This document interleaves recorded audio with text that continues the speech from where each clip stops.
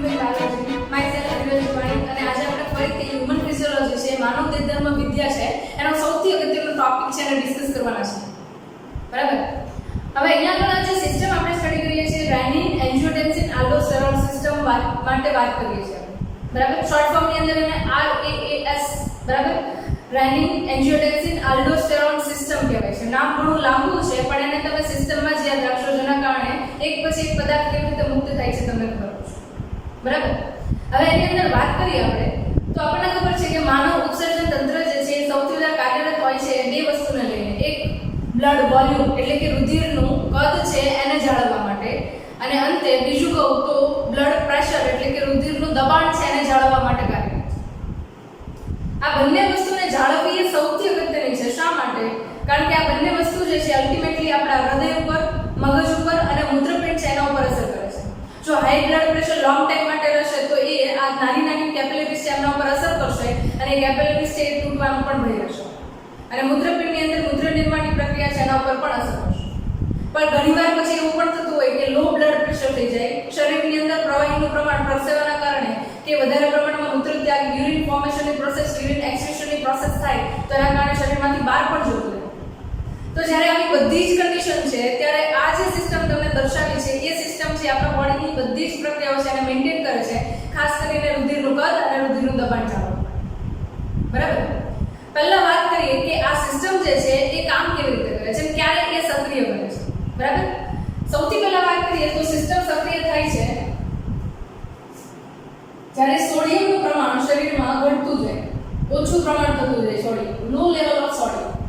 બરાબર. ત્યારે એ પરિસ્થિતિની અંદર સૌથી પહેલા તમને અહીંયા આગળ આ સિસ્ટમ છે એ સક્રિય થતું જોવા મળશે. બીજી વસ્તુ, સોડિયમ જે છે એ અહીંયા આગળ શું છે તો કે દ્રાવ્ય છે. કોની અંદર? રુધિરની અંદર અથવા તો કોઈ પ્રવાહીની અંદર એ દ્રાવ્ય છે. બરાબર. સોલ્વન્ટ. બરાબર. અને અહીંયા આગળ બીજું જે જોઈએ છે H2O, પાણીનું ઓછું પ્રમાણ. બરાબર. ત્યારે એ પરિસ્થિતિની અંદર પાણી જે છે એ શું છે? દ્રાવક છે. હવે આ પરિસ્થિતિને આપણે સમજવી હોય ને તો આપણે આશ્રુતિની પ્રક્રિયા ખબર હોવી જોઈએ. બરાબર. આશ્રુતિની પ્રક્રિયામાં આપણે જોઈએ આનો લેક્ચર ઓલરેડી તમને ન ખબર હોય, કોન્સેપ્ટ ક્લિયર કરવો હોય તો ઓલરેડી YouTube ચેનલ ઉપર, મારી ચેનલ પર અવેલેબલ છે, તમે જોઈ શકો છો. બરાબર. પણ અહીંયા આગળ શું હોય તો કે દ્રાવ્ય જે છે એનું એક જગ્યાએથી બીજી જગ્યાએ મૂવમેન્ટ થાય તેની સાથે સાથે પાણી જે છે એનું પણ મૂવમેન્ટ થાય છે. બરાબર. તો સોડિયમ જેમ શરીરમાંથી ઘટે છે, લો લેવલ થતું જાય છે, એની સાથે સાથે વોટર જે છે એનું લેવલ પણ ઘટતું જાય છે. અલ્ટિમેટલી જ્યારે બંને છે ઘટે છે ત્યારે બ્લડ પ્રેશર જે છે એ ઘટે છે. તમને બ્લડ પ્રેશર છે એ ઘટતું જોવા મળે છે. જ્યારે જ્યારે બ્લડ પ્રેશર ઘટે છે ત્યારે હૃદય જે છે એને ખૂબ વધારે પ્રમાણમાં પમ્પિંગ કરવું પડે અને રુધિર છે બધા જ અંગો સુધી પહોંચે. જો આ પરિસ્થિતિ લાંબા સમય સુધી ટકી રહે તો માણસ જે છે એનું મૃત્યુ પણ થઈ શકે છે. બરાબર. બ્લડ પ્રેશર ઘટવા પાછળ બે રીઝન મેઇન હોઈ શકે. એક, શરીરમાં પ્રવાહીની તાણ, પરસેવો ખૂબ વળી જાય. બરાબર. તમને ખબર હોય તો જનરલી જ્યારે લો બીપી થાય ત્યારે માણસને સતત પરસેવો થાય, આખો પરસેવાથી ભીના થઈ જાય. અને બીજું કે યુરિન ફોર્મેશન વધારે પ્રમાણમાં થતું હોય તો આ કન્ડિશનની અંદર બ્લડ પ્રેશર છે ઘટી શકે કારણ કે રુધિરનું કદ ઘટે છે. બરાબર. રુધિર વાહિનીઓ છે એમનેમ જ છે, એની અંદર જેટલું રુધિર હોવું જોઈએ, પ્રવાહી સ્વરૂપે હોવું જોઈએ, એની કરતાં જ્યારે કદ ઘટશે ત્યારે બ્લડ પ્રેશર છે ઘટશે. બરાબર. તો આ જ્યારે પ્રક્રિયા થશે ત્યારે તમને સૌથી પહેલા સક્રિય થતી હોય એવી સિસ્ટમ રેનિન એન્જિયોટેન્સિન આલ્ડોસ્ટેરોન છે. બરાબર. હવે એના સિવાય બીજી એક કન્ડિશન છે મેડિકલ ઇમરજન્સીની કન્ડિશન જેની અંદર હેમરેજ એ સૌથી અગત્યની વસ્તુ છે. જ્યારે ક્યારેક એક્સિડન્ટ થાય કે કોઈ પણ પરિસ્થિતિ, બરાબર, તો એ પરિસ્થિતિની અંદર શું થશે તો કે બ્લડ જે છે એ શરીરમાંથી ઘણા બધા પ્રમાણમાં બહાર નીકળી જાય છે, વહી જાય છે. બરાબર. તો એ પરિસ્થિતિમાં પણ શું થવાનું તો કે બ્લડ પ્રેશર જે છે એ લો થવાનું. અંતે હું એવું કહેવા માંગુ છું અહીંયા આગળ બ્લડ પ્રેશર જો લો હશે તો અહીંયા આગળ RAS સિસ્ટમ છે, રેનિન એન્જિયોટેન્સિન આલ્ડોસ્ટેરોન સિસ્ટમ એ સક્રિય થશે. બરાબર. ઓકે. હવે જેવી આ સક્રિય થાય છે એટલે કોના ઉપર પહેલા તો અફેક્ટ કરે છે અથવા તો આપણા બોડીને કેવી રીતે ખબર પડે કે મારા શરીરની અંદર રુધિરનું કદ છે એ ઘટે છે જેના કારણે બ્લડ પ્રેશર ઘટે છે. તો આપણને ખબર છે કે ઉત્સર્જન તંત્રની અંદર આપણે જોઈએ કે દરેક વખતે સિસ્ટમ જે છે એમાંથી બ્લડ જે છે દર મિનિટે એક વખત હૃદય સુધી પહોંચી જાય, આખા શરીરની અંદર બ્લડ પહોંચી જાય, એક રથચક્ર પૂરું થાય. બરાબર. રથચક્ર તો નહીં પણ 1 મિનિટ સુધી હૃદયમાંથી રુધિર છે વહન પામે ત્યાં સુધીમાં બધું જ બ્લડ છે નીચેથી ઉપર સુધી ટ્રાન્સફર થઈ ગયું. તો વચ્ચે કિડની છે, મગજ છે, હાઇપોથેલેમસ છે, આ બધી જ જગ્યાએ રાસાયણિક સંવેદકો અથવા તો કે રિસેપ્ટર્સ આવેલા છે જે નક્કી કરશે કે રુધિરનું દબાણ શું છે, રુધિરની આશ્રિતિ શું છે, રુધિરની pH શું છે, આ બધી વસ્તુને મેન્ટેન કરતા છે. તો જ્યારે આવું બ્લડ છે એ તમે જુઓ છો કે આપણી કિડની એટલે કે મૂત્રપિંડ જે છે એની અંદર જતી મૂત્રપિંડ ધમની છે. આપણને ખબર છે કે મૂત્રપિંડને રુધિર પહોંચાડતી હોય એને શું કહીએ આપણે? મૂત્રપિંડ ધમની.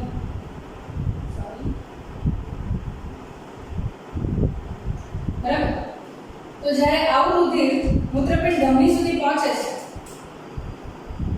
ત્યારે એ પરિસ્થિતિની અંદર એ રુધિર બાઉમેનની કેપ્સ્યુલ છે, બાઉમેનની કોથળી છે, એની અંદર અંતર્વાહી ધમનિકા સ્વરૂપે પહોંચતો હોય છે.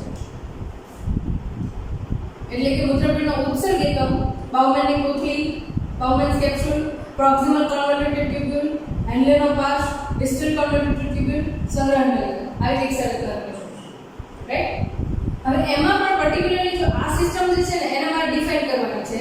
એની અંદરથી એક પ્રકારનો પદાર્થ જેને કહીએ છીએ આપણે રેનિન, કે મોસ્ટ પ્રોબેબલી એ ઉત્સેચક અને અંતઃસ્રાવ બંને તરીકે કાર્ય કરશે. બરાબર. એ પદાર્થ છે એ સક્રિય થાય. તમને ખબર હશે કે અહીંયાથી આ જે મૂત્રપિંડ ધમની છે એ જેમ જેમ અંદરની તરફ જતી જાય એમ એમ નાની નાની સૂક્ષ્મ શાખામાં વિભાજિત થતી જાય અને એની સૌથી સૂક્ષ્મ શાખા તરીકે એ મૂત્રપિંડ છે એનો ઉત્સર્ગ એકમ એટલે કે નેફ્રોન ઉત્સર્ગ એકમ છે એની બાઉમેનની કોથળીમાં જાય છે. અને ત્યાં આગળ ચોક્કસ રીતે રુધિરનું દબાણ ઘટવાના કારણે એક પ્રકારે જક્સ્ટા ગ્લોમેરુલર એપરેટસ આવેલું છે. જક્સ્ટા ગ્લોમેરુલર એપરેટસ. હવે જક્સ્ટા ગ્લોમેરુલર એપરેટસ જે છે એ પાછું ચેપ્ટર નંબર તમે ચેપ્ટર જોવો છો ઉત્સર્જન વાળું, બરાબર, એની અંદર પાછું તમે જોવાના છો. એની અંદર એક સ્પેશિયલ ટાઈપના કોષો આવે છે જેને કહેવાય છે આપણે જક્સ્ટા ગ્લોમેરુલર કોષો. જક્સ્ટા ગ્લોમેરુલર કોષો. બરાબર. એ કોષો જે છે એ અહીંયા આગળ નજીકમાં જ આવેલા હોય. એક્ઝેક્ટલી જો તો આ એરિયા છે ત્યાં આગળ એ કોષો આવેલા હોય અને આખું એપરેટસ છે ને એ પણ ત્યાં જ બનેલું હોય. કેવી રીતે બને છે એ પાછું એ ચેપ્ટરની અંદર હું તમને એક્સપ્લેન કરું છું. અહીંયા આ છે કોષો જોવો છો એ ચોક્કસ રીતે બ્લડ પ્રેશર જે છે અહીંયાથી રુધિર આવે છે એને લઈને સક્રિય બને છે અને એક પ્રકારના ઉત્સેચક અને અંતઃસ્રાવ તરીકે કાર્ય કરતા એક પદાર્થનો સ્રાવ કરે છે જેને આપણે કહીએ છીએ રેનિન. યાદ રાખજો આ રેનિન પાચન માર્ગ વાળો નથી. ડાયજેસ્ટિવ સિસ્ટમની અંદર જે રેનિન આપણે કહીએ છીએ એ નથી. એ રેનિન તમને બાલ્યાવસ્થા દરમિયાન નાના બાળકો જે છે એમના જઠરમાંથી સ્ત્રાવ પામતો જોવા મળે છે જે દૂધના પાચન સાથે સંકળાયેલું છે. એ રેનિનની આપણે વાત કરતા નથી. બરાબર. આ રેનિન જે છે જેવો આ બ્લડ અહીંયાથી પસાર થાય છે, રુધિર પસાર થાય છે એટલે તરત જ એ રુધિરની અંદર એ મુક્ત થઈ જશે. બરાબર. ફોર એક્ઝામ્પલ આ રુધિર વાહિની છે, બરાબર, અને એની અંદર આ રેનિન જે છે એ હવે મુક્ત થઈ ગયું છે. બ્લેક કલરનો ડોટ એટલે તમારે રેનિન છે એવું સમજવાનું. બરાબર. શું કામ એ સક્રિય થઈને ગયો અને કેવી રીતે ગયો એ આપણે જોયું, રાઈટ. હવે આપણે જોવાનું છે કે રેનિન છે રુધિરમાં કાર્ય શું કરે છે. તો હજી એક તંત્ર તરીકે અહીંયા તમે જુઓ તો આપણી રાસાયણિક factory, chemical factory of human body, બરાબર, જેને આપણે યકૃત કહીએ છીએ, લીવર કહીએ છીએ, બરાબર, એની અંદરથી ઘટક આવે છે જેનું નામ છે એન્જિયોટેન્સિનોજન. એન્જિયોટેન્સિનોજન. આ જે છે ને એ એક પ્રકારનો પેપ્ટાઇડ હોર્મોન છે. પેપ્ટાઇડ હોર્મોન એટલે કે પેપ્ટાઇડ પ્રોટીનનો બનેલો અંતઃસ્રાવ છે. બરાબર. એ પ્રોટીનનો બનેલો અંતઃસ્રાવ છે યકૃતને બને છે અને યકૃતના કોષો જે છે એ જ રુધિરની અંદર એનો સ્રાવ કરે છે. તો અહીંયા આ જે છે ધારો કે એન્જિયોટેન્સિનોજન છે, રાઈટ. જેવો એન્જિયોટેન્સિનોજન છે એ રેનિનના સંપર્કમાં આવશે એટલે તરત તે રૂપાંતરિત થઈ જશે. શેમાં? તો કે રૂપાંતરિત થઈ જશે એન્જિયોટેન્સિન 1. એન્જિયોટેન્સિન 1, બરાબર, એ રૂપાંતરિત થશે એન્જિયોટેન્સિન 1. હવે જેવું આ રુધિર છે, હવે તમને મેં હમણાં જ વાત કરી કે 1 મિનિટની અંદર આખું બ્લડ છે બોડીમાંથી એક છેડેથી બીજી છેડે સુધી પહોંચી જાય છે.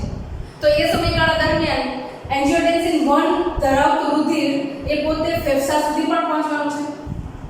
તો અહીંયા આગળ ધારો કે આ જે છે એ આપણા ફેફસા છે, અને ત્યાં સુધી આપણું રુધિર છે એ પહોંચે છે.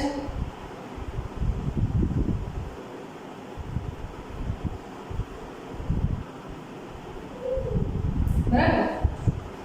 અને ફેફસા જે છે એમના સુધી ફુફુસીય શિરા મારફતે રુધિર છે એ પહોંચાડવામાં આવે છે. બંને બાજુના ફેફસા છે ત્યાં. બરાબર. જ્યારે એન્જિયોટેન્સિન 1 ધરાવતું રુધિર છે એ ફેફસા સુધી પહોંચે છે. બ્લુ કલરનો ડોટ એટલે સમજો કે એન્જિયોટેન્સિન 1, રાઈટ? જ્યારે આવું રુધિર છે એ તમને ખબર છે કે ફેફસાની અંદર એકદમ પાતળી રુધિર કેશિકાઓ આવેલી છે. અને એ રુધિર કેશિકાની અંદર જ્યારે તમે આ એન્જિયોટેન્સિનને જુઓ છો ત્યારે રુધિર કેશિકા છે એમની અંદર સરળ સ્નાયુ આવેલા છે. બરાબર. રુધિર કેશિકા એટલે એકદમ બ્લડ કેપિલરી એટલે રુધિર વાહિની છે એમનો સૌથી નાનો ભાગ. એ ખાલી એકલા સરળ સ્નાયુના આવરણ વડે બનેલી હશે. એક આવી રીતે બનેલી હશે. બરાબર. સરળ સ્નાયુ એમની અંદર એક પ્રકારનો ઉત્સેચક હોય છે જેને કહેવાય છે એન્જિયોટેન્સિન કન્વર્ટિંગ એન્ઝાઇમ. નામ યાદ રાખજો ખાસ. શું કહીએ છીએ એને આપણે? એન્જિયોટેન્સિન કન્વર્ટિંગ એન્ઝાઇમ. નામ લખું છું અહીંયા આગળ. એન્જિયોટેન્સિન કન્વર્ટિંગ એન્ઝાઇમ એટલે એવા પ્રકારનો ઉત્સેચક છે કે જે પોતે એન્જિયોટેન્સિન 1 જે છે એમને રૂપાંતરિત કરે છે. શામાં? તો કે એન્જિયોટેન્સિન 2 માં. બરાબર.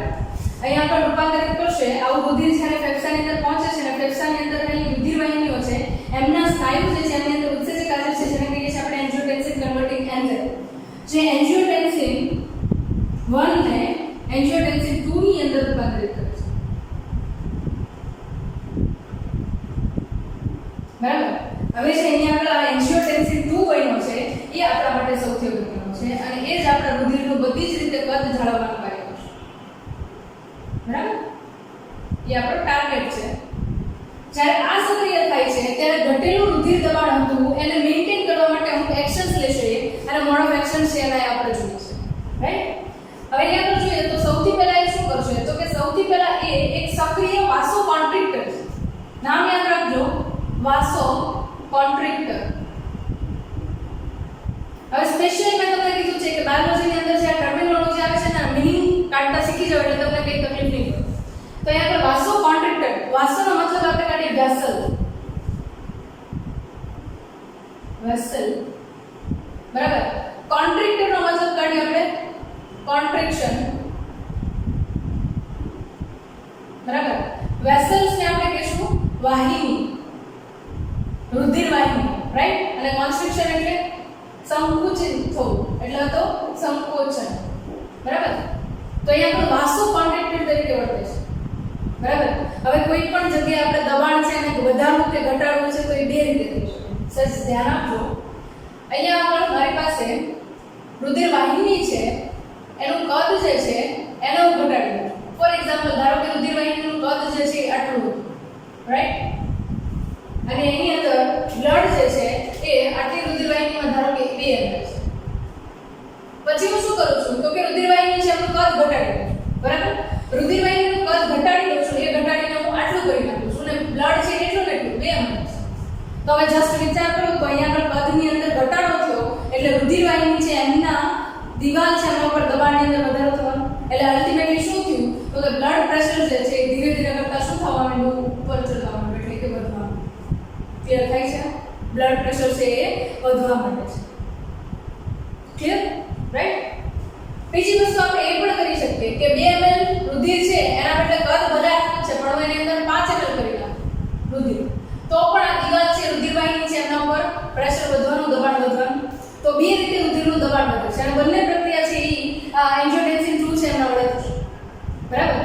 તો અહીંયા આપણે વાસોકોન્ટ્રિક્ટર તરીકે વર્તે છે કે સૌથી પહેલા એ શું કરે છે? તો કે રુધિર વાહિની છે એના કદની અંદર સંકોચન પ્રેરીને કદમાં ઘટાડો કરે છે જેના કારણે પ્રેશર છે એ ધીરે ધીરે કરતા વધવા માંડે છે.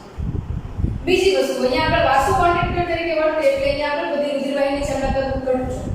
એના પછી સૌથી અગત્યની વસ્તુ કરે છે કે તો કે આપણને ખબર છે કે મૂત્રપિંડ જે છે બરાબર એની ઉપર એક સુપ્રારેનલ ગ્લેન્ડ આવેલી છે જેને આપણે કહીએ છીએ એડ્રિનલ ગ્રંથિ.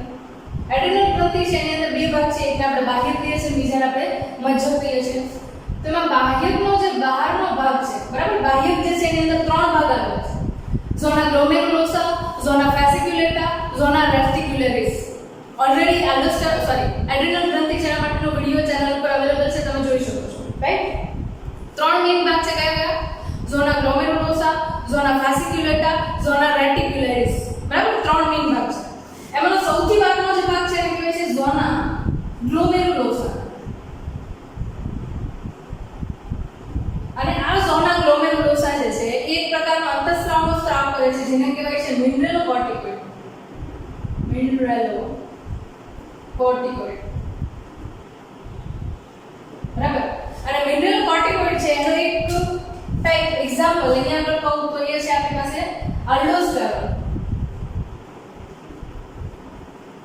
બરાબર. આલ્ડોસ્ટેરોન જે હોર્મોન છે એ હવે કાર્ય કરવાનું શરૂ કરે છે. હવે તમને અહીંયા દેખાણું હોય તો જુઓ સિસ્ટમ છે ત્રણ લાઈનમાં ચાલે રેનિન, એન્જિયોટેન્સિન, આલ્ડોસ્ટેરોન. સૌથી પહેલા રેનિન છે સક્રિય થયો, રેનિન સક્રિય થયો એટલે એને એન્જિયોટેન્સિન સક્રિય થયું, એન્જિયોટેન્સિન સક્રિય થયું એટલે એને આલ્ડોસ્ટેરોન. બરાબર. એટલે મેં તમને સ્ટાર્ટિંગમાં કહ્યું કે ત્રણે ત્રણ છે આપણે લાઈનમાં યાદ રાખજો જેનાથી તમને કોન્સેપ્ટ છે યાદ રાખવામાં તકલીફ નહીં પડે, રાઈટ. નેક્સ્ટ વાત કરીએ અહીંયા આગળ તો ઝોના ગ્લોમેરુલોસામાંથી આવતો મિનરલોકોર્ટિકોઇડ છે એમાંથી આવતો આલ્ડોસ્ટેરોન જે છે એ આલ્ડોસ્ટેરોન છે હવે ફંક્શન કરવાનું ચાલુ કરે છે. અને આનું મેઇન મોડ ઓફ એક્શન શું છે તો કે અહીંયા આગળ આપણે જોઈ ગયા કે મૂત્રપિંડ છે એનો નેફ્રોન એટલે કે ઉત્સર્જિકમ છે એની અંદર Bowman's capsule, proximal convoluted tubule, એન્ડોનોપાસ, distal convoluted tubule and collecting tubule. બરાબર. આ ભાગ છે તમને જોવાનું. એમાં આલ્ડોસ્ટેરોન જે છે એ બે વસ્તુ છે એને ફૂલફિલ કરશે. એક જે છે હવે તમને યાદ હોય તો મૂત્ર નિર્માણની પ્રક્રિયા છે એની અંદર ત્રણ અલગ અલગ તબક્કા હતા. પહેલું હતું ગાળણની પ્રક્રિયા, બીજું હતું બીજું હતું પુનઃશોષણની પ્રક્રિયા અને ત્રીજું હતું નલિકા સ્ત્રાવની પ્રક્રિયા. બરાબર. આ ત્રણ ટોપિક જોઈએ. બરાબર. મૂત્ર નિર્માણની પ્રક્રિયા છે એની અંદર મેઇન ત્રણ ટોપિક જોઈએ તમે. એક ગાળણની પ્રક્રિયા, બીજું નલિકામાં પુનઃશોષણની પ્રક્રિયા અને નલિકામાં સ્ત્રાવની પ્રક્રિયા. બરાબર. તો અહીંયા આપણે પહેલું એ કાર્ય શું કરશે તો કે સોડિયમ જે છે કે જે શરીરમાંથી સૌથી વધારે પ્રમાણમાં બહાર જતો હતો એના પુનઃશોષણની પ્રક્રિયાને ઉત્તેજિત કરશે. સોડિયમનું પુનઃશોષણ થશે તો સાથે સાથે અહીંયા આગળ તમને H2O પાણી જે છે એનું પણ પુનઃશોષણ થતું જોવા મળશે. બરાબર.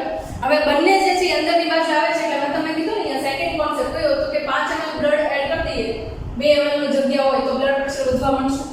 ઓટોમેટિકલી શું થશે તો કે રુધિરનું કદ છે એ વધવા માંડશે. રુધિરનું કદ વધશે એટલે રુધિર વાહિનીઓ છે એના પર દબાણ થશે એટલે ઓટોમેટિકલી શું થવાનું બ્લડ પ્રેશર જે છે એ પાછું વધશે, રાઈટ.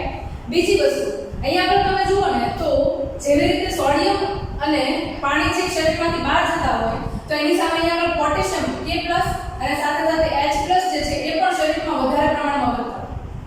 હવે જો આ બંને આયન જે છે એ શરીરમાં વધારે વધશે તો એના કારણે શું થશે તો કે બ્લડ pH જે છે ને એની અંદર ઘટાડો થશે. બ્લડ pH ની અંદર ઘટાડો થવો એટલે નોર્મલ તટસ્થ pH કેટલી કહીએ આપણે 7 કહીએ, એનાથી ઉપર જાય તો એને બેઝિક કહીએ અને એનાથી નીચે આવે તો એને એસિડિક કહીએ. એટલે અહીંયા આપણે જુઓ તો pH ની અંદર ઘટાડો થાય મતલબ કે 7 થી અંદર જાય છે એટલે pH છે એ કેવી થઈ એસિડિક થઈ. જો આવી પરિસ્થિતિ લાંબા સમય માટે રહે તો એને આપણે એસિડોસિસ એવું નામ આપીએ છીએ. અને જ્યારે કોઈ પણ વ્યક્તિની અંદર એસિડોસિસની પ્રક્રિયા લાંબા સમય માટે રહે ત્યારે એ વ્યક્તિ જે છે એ લગભગ મૃત્યુ પામશે. બરાબર. તો અહીંયા આપણે તમને એસિડોસિસની પ્રક્રિયા જોવા મળે છે. તો અહીંયા શું થયું તો કે એક તો સોડિયમ અને H2O જતા હતા તો એને ફૂલફિલ કરવા માટે અહીંયા આગળ આલ્ડોસ્ટેરોન છે એનું પુનઃશોષણ અને પાણી છે એને લઈ લીધું. બરાબર. અમારે દ્રાવણને બંધ કરવું છે તો અહીંયા આગળ આ વસ્તુ તો ઓલરેડી હતી જ તો પણ હું એની અંદર H2O એડ કરી દઉં તો દ્રાવણ કેવું થશે મંદ થતું જશે એટલે pH લેવલ જે છે ને એ 7 થી ઉપર એટલે કે 7 થી નીચે આવવાને બદલે એ એને જગ્યાએ મેઇન્ટેન કરશે. બરાબર. એટલે પાણી જે છે એનું પુનઃશોષણ થશે એટલે એક રીતે એસિડોસિસની પ્રક્રિયા છે એને પણ ઓછું કરે છે. બીજી વસ્તુ અહીંયા આપણે શું થાય છે તો કે મેં તમને કીધું કે આ પુનઃશોષણની પ્રક્રિયા સાથે શું કરે છે તો કે નલિકામાં સ્ત્રાવની પ્રક્રિયા છે એના ઉપર પણ કંટ્રોલ છે. નલિકામાં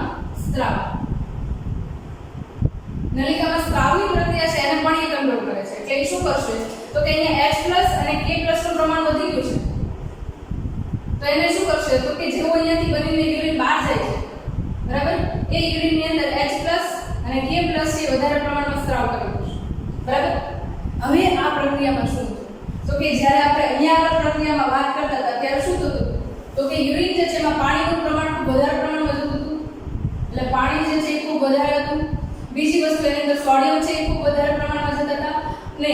સોડિયમ છે એ ખૂબ વધારે હતા અને H+ અને K+ એ ખૂબ ઓછા હતા. આવું એક બાજુ હતું. જેના કારણે શું થતું હતું તો કે બ્લડ પ્રેશર જે છે એ ધીરે ધીરે કરતા ઘટતું.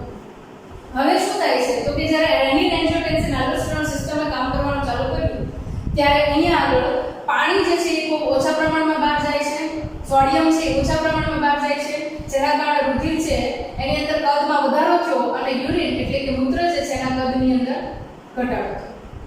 બરાબર. અને એની અંદર સૌથી વધારે પ્રમાણમાં K+ અને H+ આયન જે છે એ બહાર જાય છે. બરાબર. તો આ રીતે મૂત્રપિંડમાંથી આવતા ઘટકો જે છે એકબીજા સાથે કનેક્શનમાં રહીને રેનિન એન્જિયોટેન્સિન આલ્ડોસ્ટેરોન સિસ્ટમ વડે રુધિરનું કદ જાળવવાનું કાર્ય કરે છે. બ્લડ પ્રેશર જે છે એમને મેન્ટેન કરવાનું કામ કરે છે બ્લડ વોલ્યુમની સાથે. બરાબર છે. હવે અહીંયા આપણે પ્રશ્ન થાય કે અહીંયા આગળ જો આવું નવું બ્લડ પ્રેશર તો બે રીતે બ્લડ પ્રેશર થઈ ને તો એના કારણે શું થવાનું તો કે રુધિરવાહિની છે એમના ઉપર પણ દબાણ વધશે, સાથે સાથે હૃદય જે છે એમના ઉપર પણ દબાણ વધે. બરાબર. બંને રીતે પ્રેશર વધવાનું. ધક્કો વધારે મારવો પડે તોય પ્રેશર વધે અને જો ધક્કા વોલ્યુમ વધી જાય તો પણ બ્લડ પ્રેશર છે હાર્ટ ઉપર વધારે પ્રમાણમાં પ્રેશર આવશે. તો એવી લાંબા સમય સુધી હાઈ બ્લડ પ્રેશરની કન્ડિશન રહે તો એ પણ તકલીફ પડે. તો એ પરિસ્થિતિમાં પણ આપણી પાસે ભગવાન એક સિસ્ટમ ગોઠવી છે અને એ સિસ્ટમ જે છે એ હૃદય વડે મેન્ટેન થાય છે. આપણું જે હૃદય છે બરાબર એની અંદરથી એક સંયોજક આવે છે અથવા તો એક અંતસ્રાવ આવે છે જેને કહેવાય છે એટ્રિયલ નાઇટ્રિયુરેટિક ફેક્ટર. આપણે જોયું કે અહીંયા આગળ જે એન્જિયોટેન્સિન 2 આવે છે કેવો તો વાસો કોન્ટ્રાક્ટર તો મિનિંગ સમજાવો મને.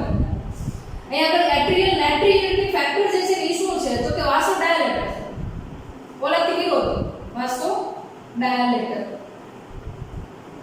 વાસો ડાયલેશન એટલે શું? વાસો એટલે રસ તમને ખબર છે ડાયલેશન. ડાયલેશન એટલે વિકોચિત કરવું. ડાયલેશનની પ્રક્રિયા એટલે વિકોચનની પ્રક્રિયા. બરાબર. તો અહીંયા આપણે શું થયું હતું તો કે રુધિરવાહિનીનું કદ ઘટી ગયું. એના માટે શું કરશે તો કે નોર્મલ લેવલ સુધી રુધિરવાહિનીનું કદ છે લઈ આવશે. જેના કારણે જે એક્સ્ટ્રા પ્રમાણની અંદર બ્લડ પ્રેશર વધેલું હતું એ નોર્મલ લેવલ સુધી જશે. એટલે જો બ્લડ પ્રેશર છે ઘટી જશે તો બ્લડ પ્રેશર છે ઘટી જશે તો રેનિન એન્જિયોટેન્સિન આલ્ડોસ્ટેરોન સિસ્ટમ વર્ક કરશે.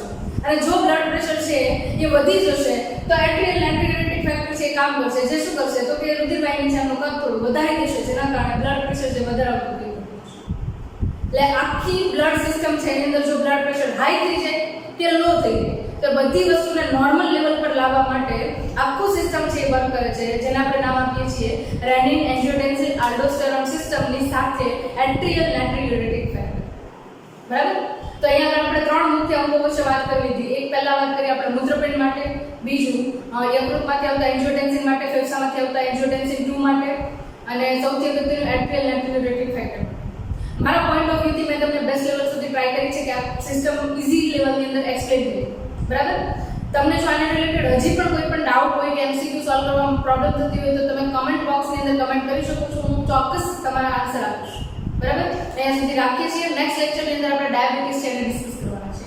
જે વર્લ્ડની અંદર જોઈએ તો કોઈ પણ વિશ્વની અંદર જેટલા માણસો છે ને એમાં ચોથો માણસ છે જે ડાયાબિટીસના કારણે મરે છે. બરાબર. અને આવનારા જે દિવસો છે ને એની અંદર આ પ્રોબ્લેમ છે ને હજી વધારે ઇન્ક્રીઝ થવાનો છે. એટલે આઈ થિંક ડાયાબિટીક પેશન્ટ જે છે એમને હેન્ડલ કરવા ડોક્ટર્સ માટે એક સારો સ્કોપ છે. અને એવું કહું કે આ ડાયાબિટીસ જે છે એને લોકો વધારે સમજે એના માટે લેક્ચર છે વધારે ઇમ્પોર્ટન્ટ છે અને ખાસ એન્ડોક્રાઇનોલોજીના સ્ટુડન્ટ્સ છે એમના માટે આ સૌથી અગત્યનું છે. રાઈટ. અહીંયા સુધી રાખીએ છીએ. નેક્સ્ટ લેક્ચરની અંદર આપણે આગળ ડિસ્કસ